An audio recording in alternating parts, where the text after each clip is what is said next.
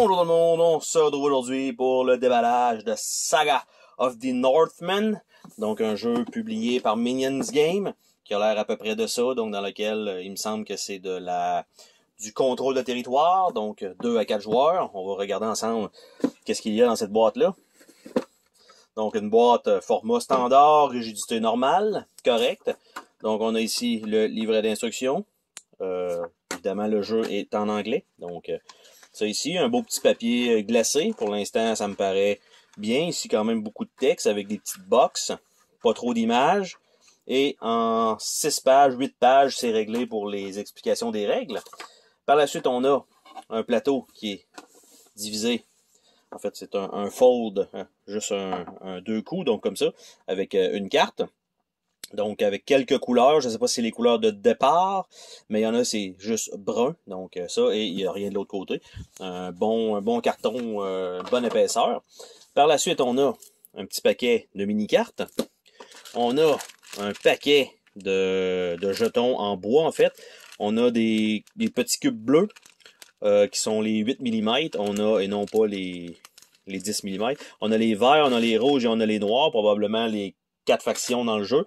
Et on a des disques jaunes aussi. Donc, ça, c'est pour les petites composantes en bois. On a des cartes format normal.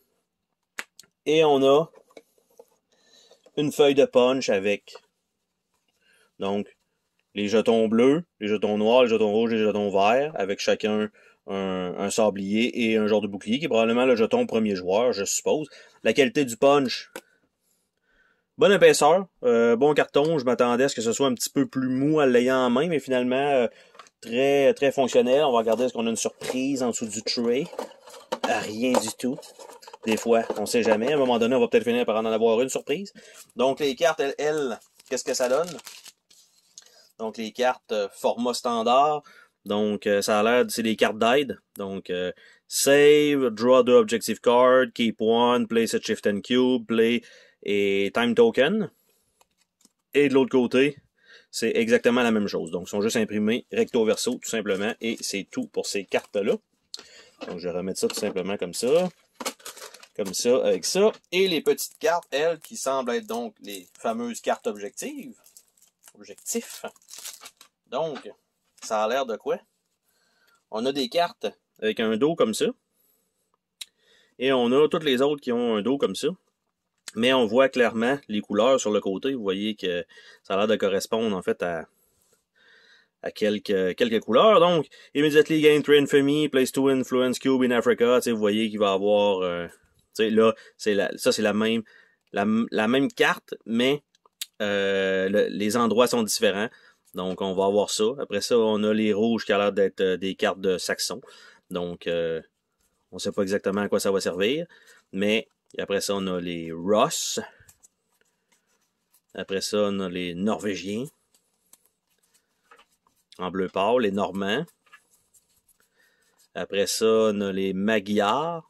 Je sais pas exactement, vu que je connais pas nécessairement ce monde-là des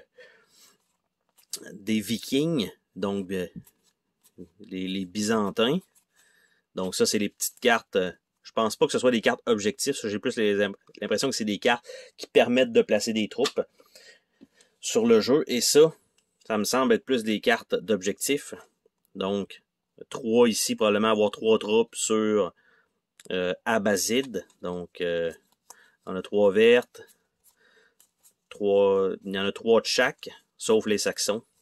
Donc, je sais pas si ça correspond au territoire sur la carte. Pour l'instant, ça ferait du sens. Mais c'est le seul matériel donc qu'il y a dans le jeu. C'est-à-dire un petit paquet de cartes, des cartes standards. On a ça. On a un board. On a ça. Et ça doit quand même, j'ai l'impression, se jouer relativement facilement parce que si on place des cubes, on retire des cubes ennemis, on déplace des cubes d'un territoire à l'autre, on prend possession, on score des points. Puis à un moment donné, ben, la partie se termine après soit un certain nombre de rounds ou un certain nombre de territoires gagnés. Donc ça me paraît quand même très bien. Donc c'était le déballage de Saga of the Northman.